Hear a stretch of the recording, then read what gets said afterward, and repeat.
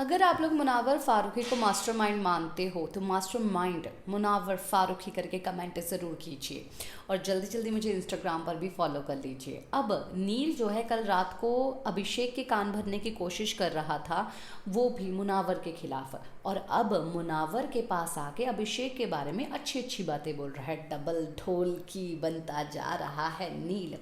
बहुत सारे लोग मुझे ऐसा बोलते हैं कि भाई अपना चैनल का नाम चेंज करके ना मुनावर फ़ारूकी रख दो। हर साल मैं रिव्यू करती हूँ बिग बॉस को, और आप जैसे काफ़ी सारे लोग आते हैं और जो ये बात बोलते हैं, मुझे आपके कमेंट से फ़र्क नहीं पड़ता, बस मुझे आप लोगों को जवाब देना था, बिकॉज़ ऐसे सोचने वाले बहुत सारे लोग रहेंगे। और मैं तो ये चीज़ कहती हूँ कि मुनावर की जनता आखिरकार जो मेरे ऊपर उंगलियाँ उठाते हैं उनको क्यों नहीं जवाब देते। भाई मैं मुनावर की सपोर्ट कर रही हूँ तो आप लोग मेरी सपोर्ट नहीं कर सकते।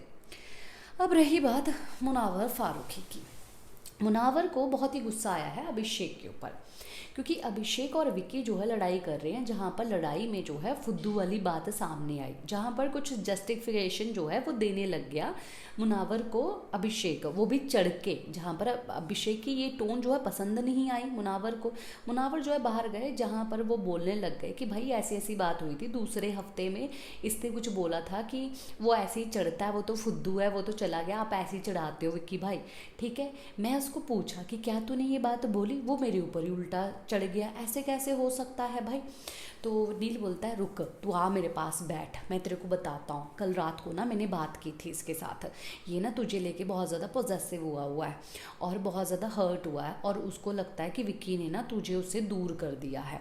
तो वो बोलता है कि अच्छा, तो मैं आप लोगों को ये चीज़ बता दूँ कि कल रात नील को, जहाँ तक मैंने बात सुनी है, कल रात को नील को शायद हो सकता कि चलो अभिषेक ने ये बात बोली हो, पर नील ने ये बात बोली थी कि मुनावर जो है लड़ाई में तेरा साथ नहीं विक्की का साथ दे रहा था, और विक्की के साथ उसने रिश्ता बनाया है, और ये चीज़ वो क्लियर है। सबसे पहले वो विक्की और अंकिता को रखता है। मैंने भी उसको पूछा था कि मेरे साथ वैसी दोस्ती क्यों नहीं, तो बोला था कि तुम दोनों ऑपोजिट हो, मैं एक ही के साथ दोस्ती रख सकता हूँ, जो है विक्की और अंकिता, तो वो लोग इसकी प्रायोरिटी लिस्ट में हैं, तू नहीं है। ये बात कल रात को कान भरे थे अभिषेक के नील ने, पर अब जो है कुछ और बातें बोल रहा है, और ये बातें सुनने के बाद मास्टरमाइंड के माइंड के साथ खेलने की कोशिश की, वो भी नील ने। तो मास्टरमाइंड कैसे चुप रहेगा, मुनावर ने भी बोल दिया भाई इसने जितने भी दोस्त बनाए, ठीक है, इसने उनके साथ तोड़ा, मनारा के साथ खुद तोड़ा,